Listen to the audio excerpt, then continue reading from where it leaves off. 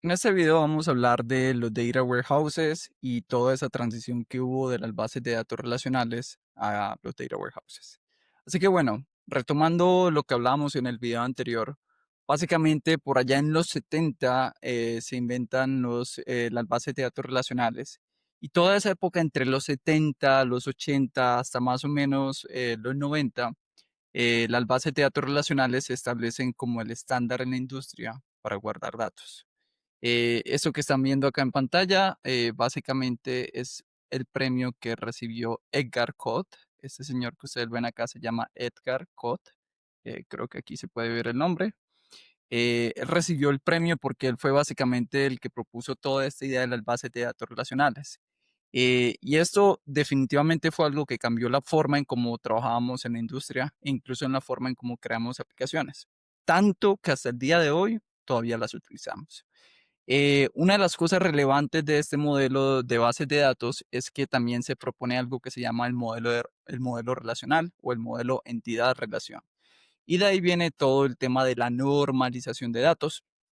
Eso es algo que no vamos a cubrir en el curso. En el módulo de Data Warehouses, vamos a hablar un poco acerca de la normalización y la desnormalización.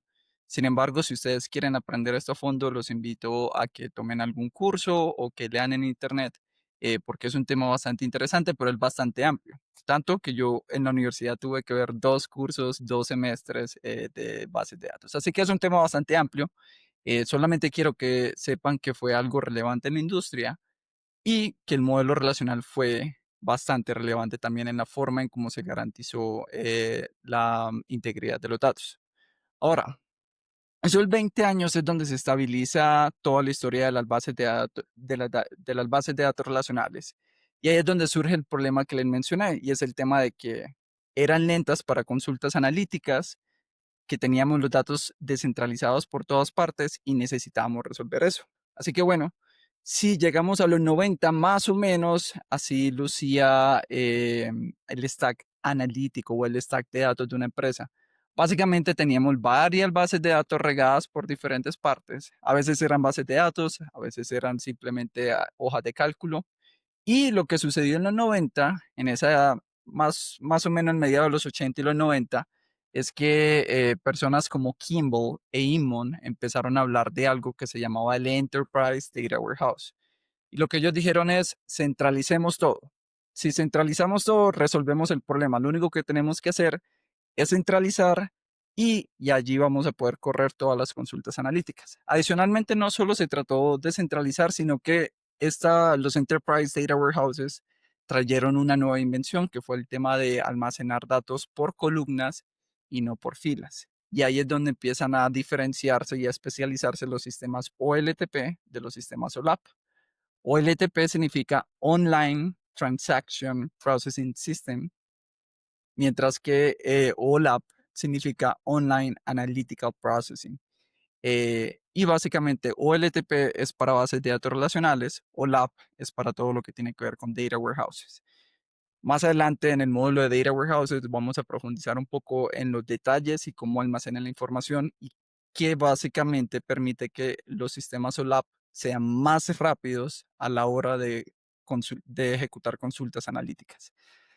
Así que eso fue lo que pasó en los 90. En resumen, lo que se pidió es que todos los datos se empezaran a centralizar en el Data Warehouse. Ahora, mover datos de un lugar a otro no es algo trivial. Y ahí, chicos, es donde exactamente surge Data Engineering. El trabajo del Data Engineer es parte del trabajo, es mover datos. Pero esta fue quizá la primera responsabilidad que nosotros asumimos como Data Engineers, mover datos de un lugar hacia otro, desde una base de datos relacional hacia un data warehouse. Y eso se convirtió en un estándar de la industria, tanto que a día de hoy lo utilizamos. Y hay una palabra muy famosa que no sé si ustedes conocen, que fue la que estandarizó este proceso. ¿Se imaginan cuál es la palabra? Pues básicamente esas son las famosas ETLs. Las ETLs son el proceso de extraer los datos de una fuente, transformarlos y cargarlos hacia donde tienen que ir. Con el tiempo las ETLs evolucionaron a LTS y tuvimos varios cambios. Más adelante vamos a profundizar en eso. pero esta es la palabra que estandarizó ese proceso y hasta el día de hoy lo hacemos. Así que allí es cuando surgen las ETLs, de allí surge ese nombre que les mencioné hace un par de videos atrás donde les decía que el predecesor del Data Engineer fue el ETL Developer, el desarrollador de ETLs. Básicamente porque esa fue la primera responsabilidad de los Data Engineers. Así que aquí en los 90 se pone el segundo pilar que va a definir bastante la disciplina de Data Engineering. Adicionalmente a esto, algo que vamos a aprender más adelante tiene que ver con modelado dimensional. Yo no sé si ustedes han escuchado eso, pero básicamente, como les mencioné hace un momento, las bases de datos relacionales almacenan los datos utilizando el famoso modelo relacional o normalizando. Y para eso hay un montón de reglas. Algo que se dieron cuenta con los data warehouses es que tener la información almacenada de esa manera, siguiendo el modelo relacional, es parte de la razón por la cual las cosas se vuelven lentas. Las consultas se vuelven lentas. Les doy un ejemplo. Yo he visto consultas sobre modelos de datos relacionales que pueden tomar 7, 8 minutos responder. Cuando se modelan de manera analítica, y eso es algo que vamos a aprender en este curso, las consultas pueden tomar segundos, literalmente, reducir de 7, 8 minutos a segundos. Un buen modelo determina que también podemos construir los datos. Y ese fue el famoso modelo en estrella, Star Schema, también se llama modelo dimensional. Esto es básicamente quien lo propuso fue Kimball. Y esas dos invenciones, centralizar datos y modelar los datos utilizando el modelo dimensional, resolvieron gran parte de los problemas que las bases de datos relacionales generaron. Hasta el día de hoy esto se utiliza y es parte fundamental de la historia de Data Engineering porque hoy todavía ustedes lo más probable es que vayan a trabajar con Data Warehouses en algún punto. Puede que eso vaya a cambiar hacia el futuro, pero hoy todavía trabajamos con esto.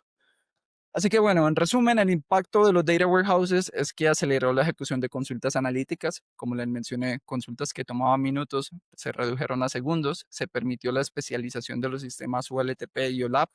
Básicamente OLTP para todo lo transaccional, todo lo que tiene que ver con bases de datos relacionales y OLAP para todo lo analítico. Aquí surge todo el tema de almacenamiento orientado por filas, los formatos columnares y bueno, más adelante vamos a hablar de eso. Y quizá lo más importante a nivel organizacional es que se crea una fuente única de la verdad. Al centralizar los datos, hacemos que sean más fáciles de consultar y hacemos que todo sea más fácil de analizar también. Sin embargo, tal como sucedió con las bases de datos relacionales, cada vez que hacemos una invención, creamos el siguiente problema. Con los data warehouses surgieron dos problemas en particular. El primero de ellos es que eran costosos y rígidos. Y cuando digo costosos es que esto costaba miles de dólares. O sea, en ese momento no tengo un dato exacto, pero créanme, era súper, hiper, mega costoso tener un data warehouse. Cuando hablemos de data lakes, les voy a mostrar un caso de uso en particular donde hubo una reducción como de 30 veces el costo cuando se migró de los data warehouses a los data lakes. Así que en esta época esto era súper costoso. Quien tuviera un data warehouse tenía mucho dinero y también tenía muchos problemas de mantenibilidad. ¿Por qué? Porque en muchos casos el data warehouse era una máquina gigante que era como tenerla en ese cuarto guardada. Así que yo tenía que tener esa máquina allí y tenía que mantenerla. Así que eso no era definitivamente fácil y eran muy rígidos también. ¿Por qué eran rígidos? Básicamente porque solo guardaban datos tabulares. ¿Qué son datos tabulares? Imaginen un Excel, imaginen las hojas de cálculo, una cuadrícula, eso era lo único que guardaban. No había forma de guardar JSONs, logs, imágenes, posicionamiento de GPS, nada de eso era posible en los data warehouse tradicionales. Así que esos fueron los dos principales problemas. Y cuando surge la web 2.0, ahí se van a quedar totalmente limitados los data warehouses y nos van a empujar a la siguiente invención, que es la invención de los data lakes. Pero primero tendríamos que pasar por la era Big Data y es lo que vamos a hablar a continuación.